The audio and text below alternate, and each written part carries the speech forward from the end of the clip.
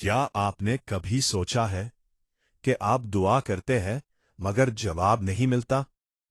क्या आपको लगता है कि अल्लाह आपको भूल गया है? आज की ये कहानी आपकी सोच बदल देगी।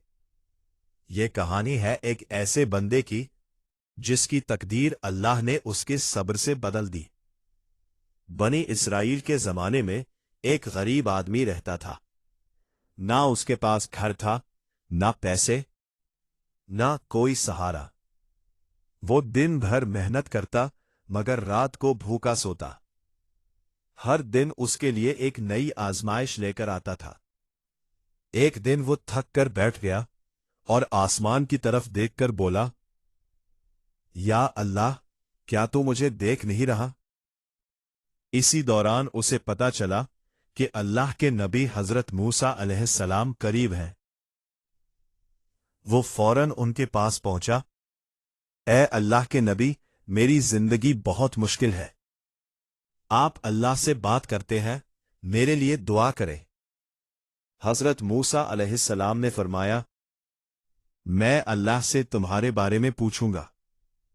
जब हजरत मूसा अलैहिस्सलाम ने अल्लाह से पूछा तो जवाब आया, ये मेरा बंदा है और मैं उससे मोहब्बत करता हूं। अल्हम्दुलिल्लाह। भूख लगी? अल्हम्दुलिल्लाह।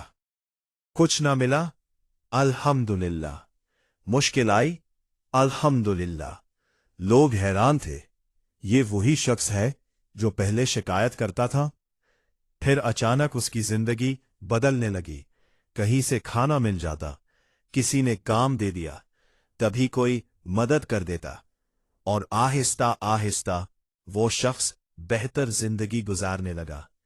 हजरत मूसा अलैहिस्सलाम ने अल्लाह से पूछा, या अल्लाह, आपने तो 40 साल की तंगी लिखी थी।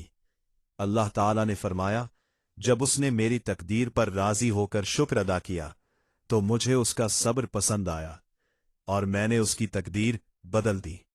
याद रखें, अल्लाह आपको आजमाता है, छोड़ता नहीं। अगर आप सब्र करें, शुक्र करें, तो अल्लाह आपकी तकदीर भी बदल सकता है।